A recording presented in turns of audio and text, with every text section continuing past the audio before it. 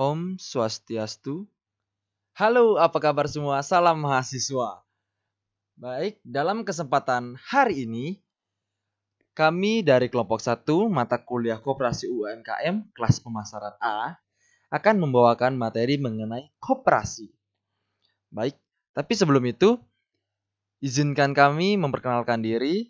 Yang pertama ada Igusti Ayu Galuh Pratiwi. Lalu yang kedua ada Putri Friska Andria Dewi. Dan yang terakhir ada IKD Riki Sandi Yoga. Baik, langsung saja. Di sini kami akan mempresentasikan mengenai koperasi dan sistem ekonomi di Indonesia. Wow, sistem ekonomi di Indonesia sangat-sangat menarik sekali kami bahas. Untuk dibahas maksud saya. Oke. Di sini ada beberapa subpokok pembahasan yang kita bahas. Yang pertama ada koperasi dan tujuan ekonomi. Lalu yang kedua sistem ekonomi koperasi. Yang ketiga ada koperasi dalam ekonomi makro. Yang keempat ada koperasi sebagai suku guru perekonomian.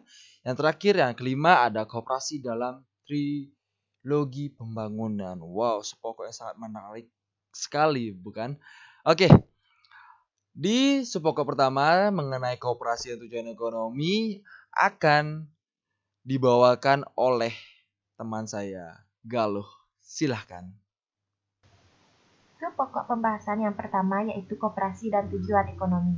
Berdasarkan undang-undang yang mengatur koperasi pada pasal 3, koperasi memiliki tujuan untuk mensejahterakan anggota pada khususnya dan masyarakat pada umumnya, serta ikut membangun tatanan perekonomian nasional dalam rangka mewujudkan masyarakat yang maju, adil, dan makmur berdasarkan Pancasila dan Undang-Undang 1945.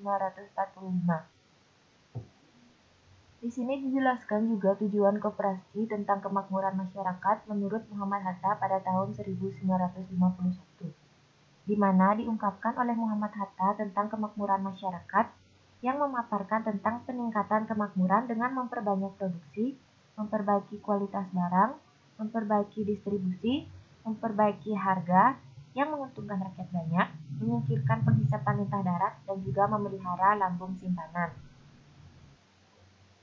Dijelaskan juga peran koperasi menurut Undang-Undang Nomor 25 Tahun 1992 tentang perkoperasian.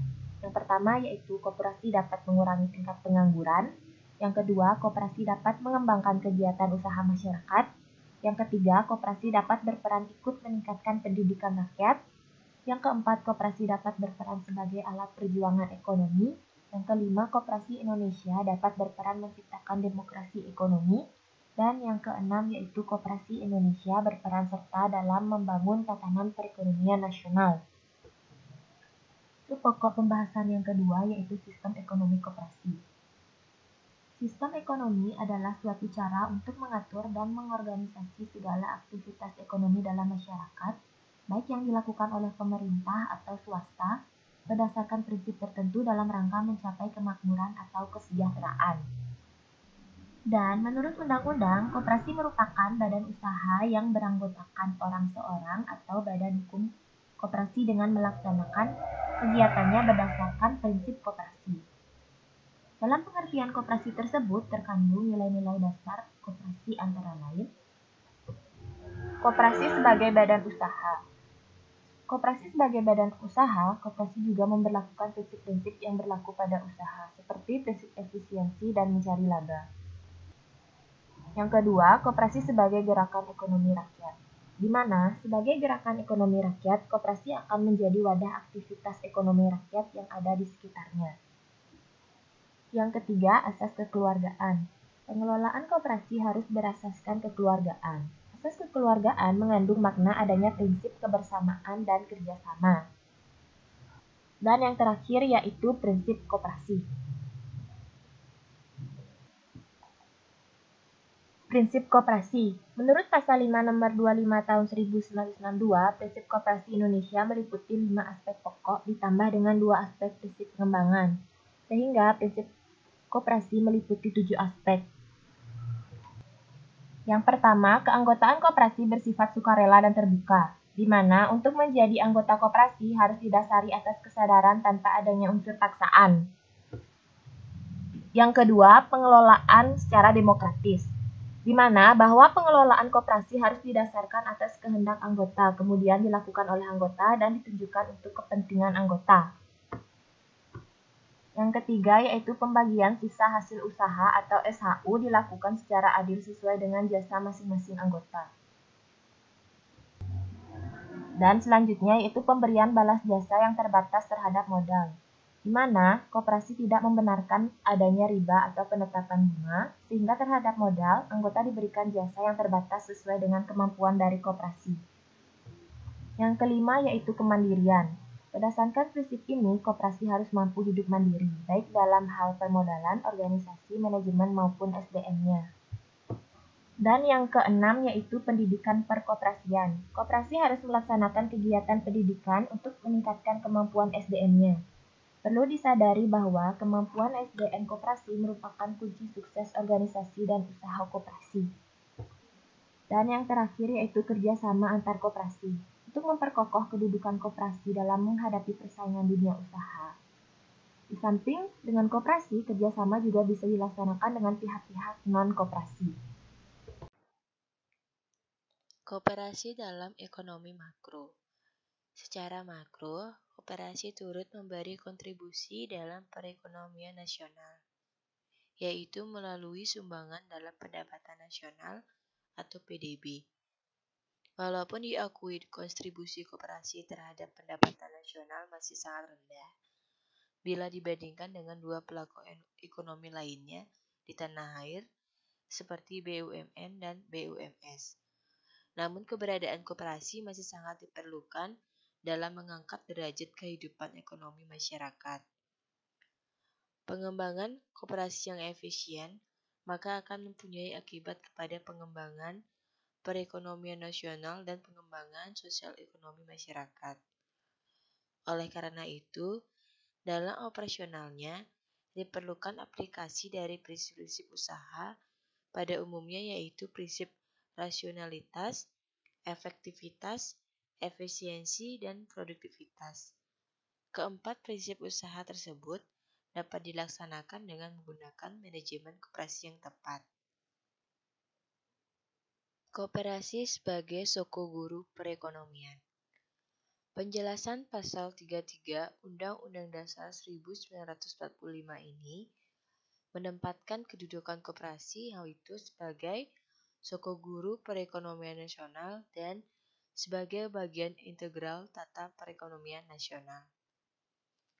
Menurut Kamus Umum Lengkap karangan Hojo Wasito, arti dari sokoguru adalah pilar atau tiang. Jadi, makna dari istilah koperasi sebagai sokoguru perekonomian dapat diartikan koperasi sebagai pilar atau penyangga utama atau tulang punggung perekonomian. Dengan demikian, koperasi diperankan dan difungsikan sebagai pilar utama dalam sistem perekonomian nasional. Mengapa koperasi sebagai sokoguru? Menurut Muhammad Hatta sebagai pelopor pasal 33 Undang-Undang Dasar 1945 tersebut, koperasi dijadikan sebagai sokoguru perekonomian nasional karena yang pertama yaitu koperasi mendidik sikap self-helping yang artinya semangat dalam menolong ekonomi sendiri.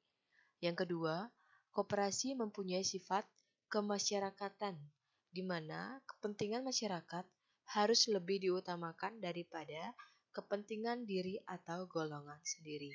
Yang ketiga, koperasi digali dan dikembangkan dari budaya asli bangsa Indonesia. Yang terakhir, koperasi yang menentang segala paham yang berbau individualisme dan kapitalisme. Koperasi dalam trilogi pembangunan. Trilogi pembangunan yaitu menciptakan pemerataan pembangunan dan hasil-hasilnya, pertumbuhan ekonomi yang cukup tinggi, serta stabilitas nasional yang dinamis dan strategis yang kemudian juga dijadikan sebagai misi yang melekat pada masing-masing pelaku ekonomi, baik negara, swasta, maupun koperasi di dalam sistem ekonomi nasional yang kita bangun. Rumusan kedudukan, peranan, dan hubungan antara pelaku ekonomi dapat digambarkan sebagai berikut.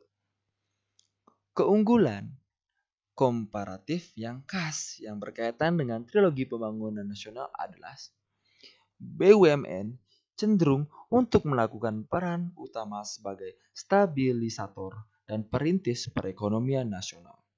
Swasta cenderung mengarah untuk melakukan peran utama di bidang pertumbuhan ekonomi nasional. Koperasi mengemban peran utama di bidang pemerataan pembangunan dan hasil-hasilnya.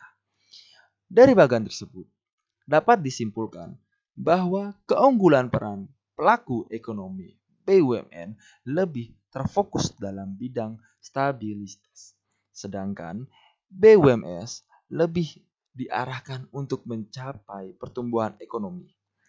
Badan usaha koperasi ditinjau dari aspek prinsip-prinsip organisasinya, lebih menitik beratkan pada asas pemerataan.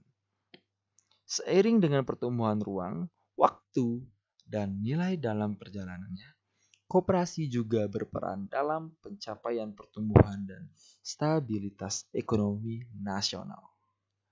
Baik, sekian materi yang bisa kita bawakan. Semoga bermanfaat untuk teman-teman semua.